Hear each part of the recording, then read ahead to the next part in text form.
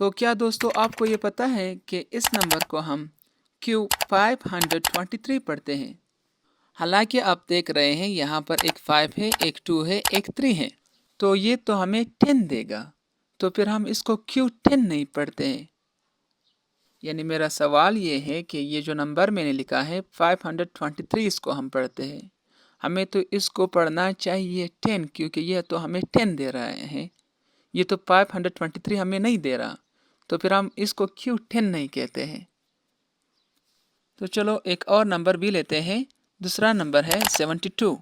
अब अगर इस 72 को हम देखेंगे तो यहाँ पे तो एक 7 आ रहा है और एक 2 आ रहा है, तो 7 और 2 तो हमें 9 देगा ना। तो इसको फिर हम क्यों 72 पढ़ते हैं? हमें तो इसको 9 पढ़ना चाहिए। अगर आपको रीज़न पता नहीं है तो इस वीडियो में मैं आपको बताऊंगा। आते हैं पहले नंबर पर वापस। ये 523 को हमें 523 ही पढ़ना चाहिए, लेकिन मैं आपको बताऊंगा कि इसको हम क्यों 523 पढ़ते हैं, ना कि 10। ये जो आप 5 देख रहे हो ये असल में 5 नहीं है। इसका मतलब ये है कि यहाँ पर मेरे पास 100 के 5 नोट्स हैं। और ये जो 2 देख रहे हो इसका मतलब ये है कि यहाँ पर मेरे पास 10 के 2 नोट्स हैं। और जो 3 देख रहे हो इसका मतलब ये है कि यहाँ पर मेरे पास 1 रुपये वाले 3 सिक्के हैं।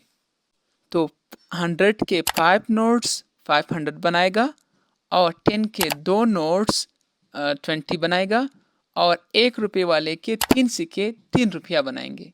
तो यहाँ पर इसलिए हम इसको पढ़ते हैं कि 523। अब दूसरे नंबर पे आते हैं जो कि 72 है। इसको इसलिए 72 पढ़ते हैं क्योंकि 7 का मतलब ये है कि यहाँ पर मेरे पास 10 के 7 नोट्स हैं, और जो 2 है इसका मतलब ये है कि यहाँ पर मेरे पास 1 रुपये वाले 2 सिक्के हैं। तो 10 के 7 नोट्स ये आपको 70 देगा, और 1 रुपये के 2 सिक्के आपको 2 देगा। तो इसलिए हम इसको पढ़ते हैं 72। तो क्या अब आप ये बता सकते हैं कि इसको हम क्यों 6532 पढ़ते हैं?